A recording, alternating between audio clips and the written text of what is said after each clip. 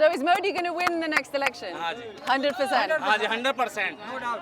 बच्चे बच्चे मोदी का जय जय Modi Modi Modi Modi Modi India's Prime Minister Narendra Modi has been in power for over 10 years, and his Hindu nationalist politics has won over large swathes of the Hindu majority country. Modi जो है पूरे world के icon है वर्तमान समय में और मैं चाहता हूं कि पूरा वर्ल्ड मोदी जी के नेतृत्व में ही.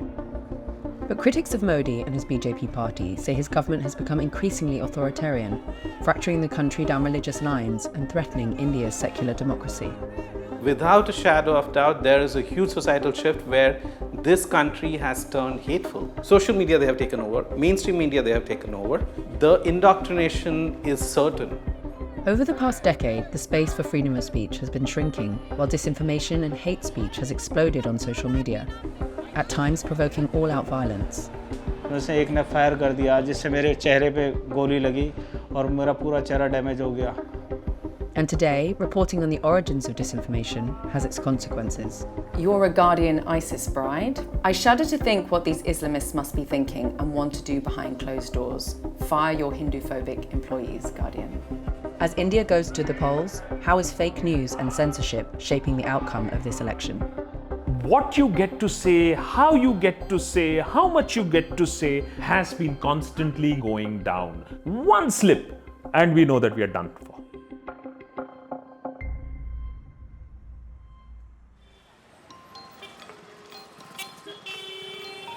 My name's Hannah. I'm a journalist with The Guardian. We're speaking to people about the elections. I wondered if I could ask you a few questions. Where do you get your news from? YouTube. Television and social media. Social media. So what kind of social media, like Facebook and Instagram. TV, Facebooks. Public spaces in India are so male-dominated. I'm trying to find some women. Yeah, of course, YouTube and Instagram. I've stopped watching TV news for 5 years because from 5 years it has become a drama. They have lost their validity or legitimacy. And do you feel like, you know, the mainstream media is free to say what they want, to criticize? Partially free, not fully free. Sometimes, they don't show the reality. So I can't believe in on that news because our anchor is under control of my government. And do you think fake news is a problem in India? Do you worry about Yeah, that? almost fake. Everything fake. And do you think that Modi is building a better India for the next generation, like your son? Yeah, very good. हमारे मोदी जी अच्छे हैं, but not all politicians in BJP are good. I don't like BJP. I like only Modi. He has become a cult leader and within some time he would, I would say, rose to prominence like Putin if he would not be overthrown. Oh, I would say overthrown. If he not. Voted out. He's a very great leader. Yeah, he's doing great.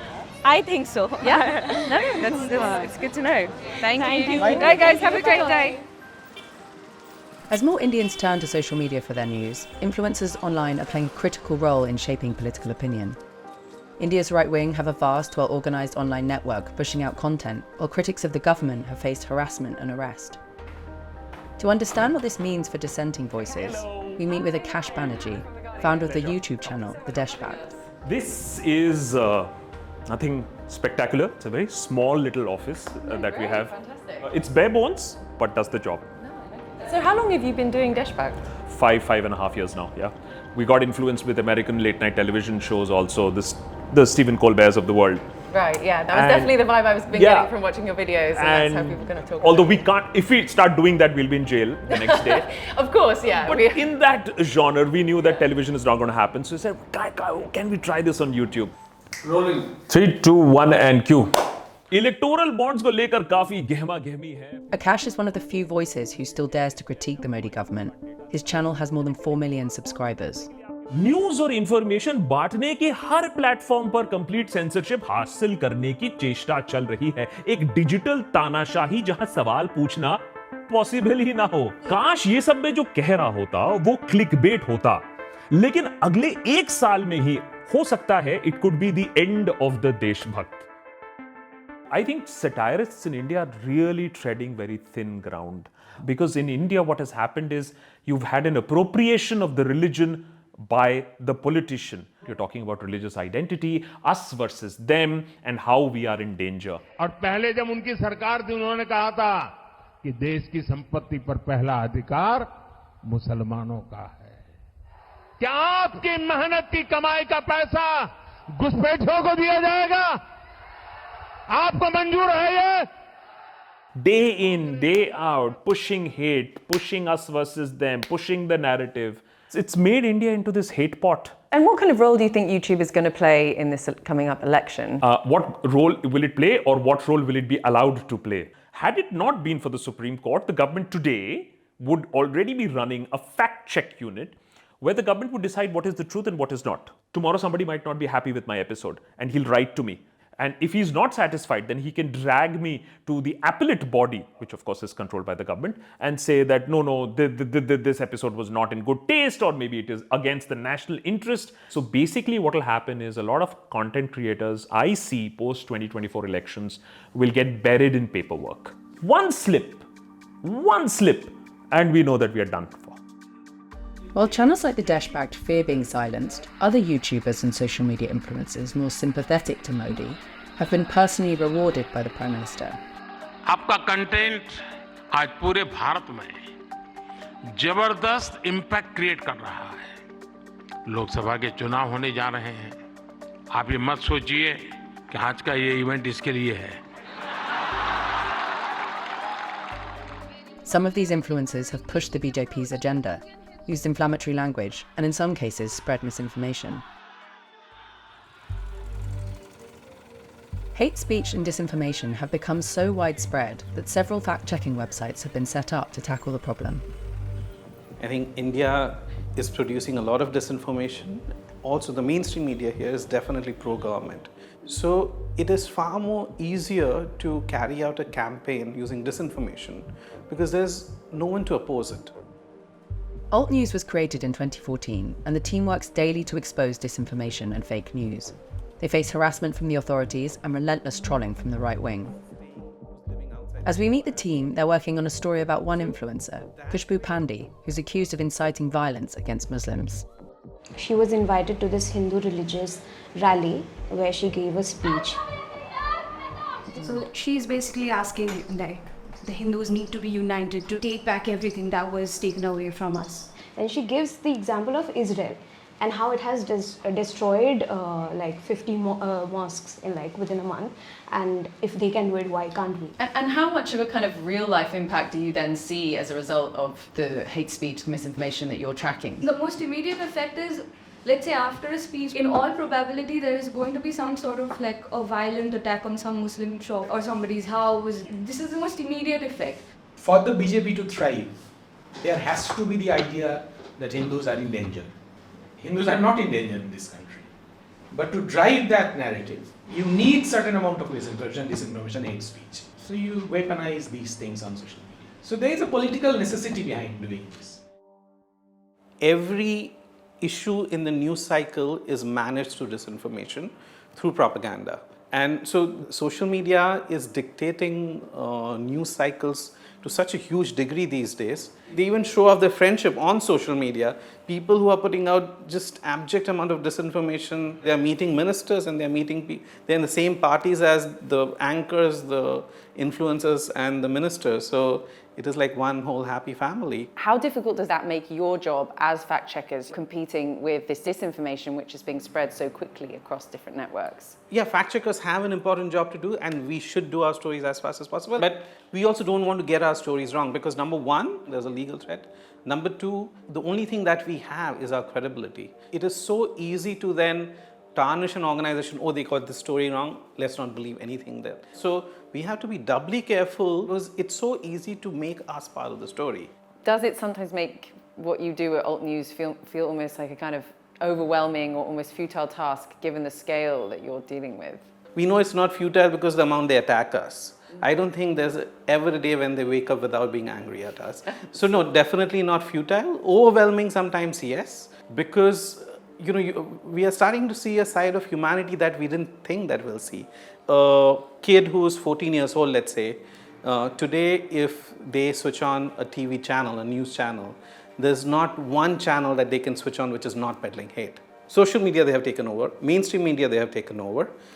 In terms of messaging platforms, whether it's WhatsApp or Telegram, the indoctrination is certain. The proliferation of hate speech has increasingly shaped real-life outbreaks of violence and bloodshed. We're travelling back to Delhi, where, not long after Modi was given a second term, we saw the terrible consequences of this play out. So we are in an extremely hectic, very busy part of northwest Delhi. As you can see around, there are so many people, so many fruit stalls. But the last time I was here was 4 years ago in the aftermath of the Delhi riots, which was some of the worst communal violence that this city has seen in 2 to 3 decades, and almost certainly the worst violence that's broken out under the Narendra Modi government. After the Modi government proposed a citizenship law that excluded Muslims, widespread protests broke out. In response, BJP leaders were accused of inciting violence against Muslims, leading to religious clashes. As violence intensified, fake news and disinformation ran rampant across social media, resulting in Hindu mobs targeting Muslims. Delhi police had to put out a tweet urging people to stop spreading unverified information. 53 people were killed in the riots, 38 Muslims and 15 Hindus. कुछ गाड़ियाँ खड़ी थी, vehicles वगैरह all बंद, तो यहाँ छत पे से वीडियो बना रहे थे सब. So you saw them come and set fire to everything? Ji.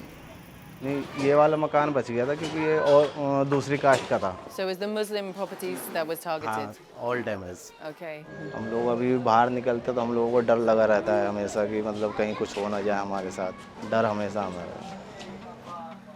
Walking through the narrow alleys of the neighbourhood, we met those who were targeted by violence in the riots. They spoke of their homes and businesses being torched, of people being murdered, savagely beaten and shot. बहुत ज़्यादा भीड़ थी और जय श्री राम, हिंदुस्तान, मुल्ला भागो पाकिस्तान, में से एक ने फायर कर दिया जिससे मेरे चेहरे पे गोली लगी. This is the whole side of your face? Yes.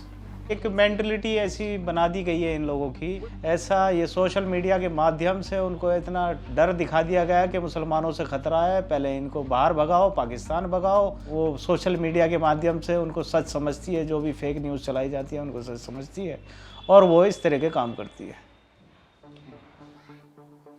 As part of the coverage of our film, we wanted to speak to this social media influencer called Kajal Hindustani. She is very popular. She's expressed a lot of views about why she wants India to become a Hindu state. She's expressed some quite radical views, and she's campaigned for the BJP in the past. और भारत को systematically Islamic देश बनाने का agenda चल रहा है. ये बोलते हैं ना अपने लड़के लिया पाकिस्तान, हंस के लेंगे Hindustan. So we reached out to her. We had a very cordial interaction with her. She agreed to speak with us, and she then stopped responding to our messages until all of a sudden we all get included in this tweet by the editor of a right-wing news portal.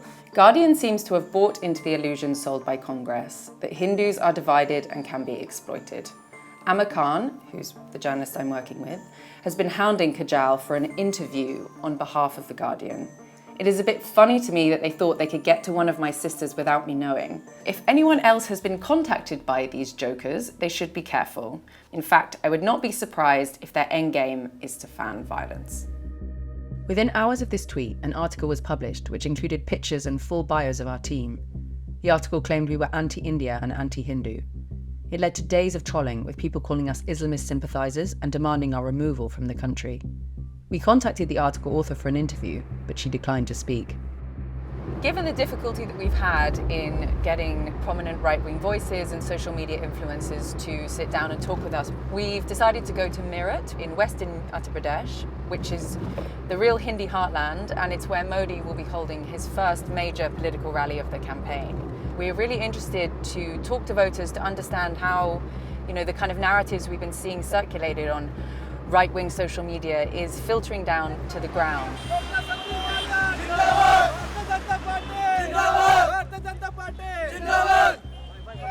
Modi की rally में आए हैं, मोदी को support करने के लिए आए हैं, मोदी को जिताने के लिए आए हैं. अब की बार 400 पार. भी हम अपने कंट्री में मोदी को ही देखना चाहते हैं, लाइफ टाइम देखना चाहते हैं मोदी को. And do you think Modi has done good things for the Hindus of India in particular? मैं तो ये मानता हूँ कि हिंदू के लिए नहीं, उन्होंने सभी धर्मों के लिए काम किया है यहाँ पे. ओनली भ्रामक प्रचार किया जा रहा है कि मोदी जी जो हैं दूसरे धर्मों को एक्सेप्ट नहीं करते, वे सभी धर्मों को एक्सेप्ट करते हैं. कांग्रेस पार्टी ने हमेशा मुसलमानों के सपेट में बोले, वो हिंदुओं के लिए अब तक कुछ नहीं हुआ। मोदी जी अब हर महीने फ्री एकदम निःशुल्क राशन मिलता हमें। मोदी जी ने सबसे बड़ी बात उत्तर प्रदेश में ये बात रही है, हमारी बहन बेटियां ऊपर आंख उठा के उंगली जा रहा है, वो समझ लो वो देश के पार जा रहा है। Do you think that other parties in India and Andhra Pradesh appease Muslims? इसमें कह सकते थोड़े नहीं, लेकिन बीजेपी सबके लिए काम कर रही है। वो हिंदुओं को नुकसान देना चाह रही थी। हिंदू तो ये चाहता है, अगर हिंदू अपनी बात था ना, कतेक % मुस्लिम थे जब आजाद हुआ था, आपको भी पता, इतने से इतने हो गए। पाकिस्तान में इतने थे, इतने से हो गए। क्यों हुए? क्योंकि वे लोग एक धर्म की राजनीति करते हैं। धर्म की राजनीति होती, वे लोग राम का नाम लेने पर आदमी को जला दें। क्यों? अभी एक कौन सा है वो किसी स्टेट का, वो क्रिश्चियन है, उसने एक हिंदू विरोधी नारा दिया। अभी यहाँ आ जाओ और यहाँ करके दिखा दो हिंदू विरोधी बात। मारे नहीं गए, इंगा आके दिखा दो, पश्चिम यूपी में कहीं आके दिखा दो। अब खड़वाना बचा, गंडा ना बचा। आ जाओ। अगर तो 38 का गंडा हमने उसी बना पेल दिया तो बात रही खुला।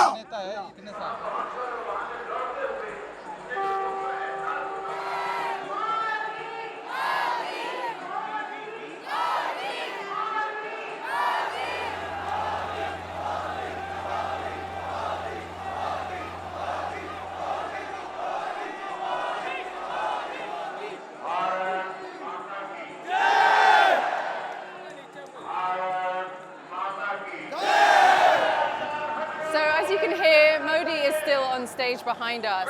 We spent the whole morning here speaking to the people who've been flocking to this Modi rally in enormous numbers.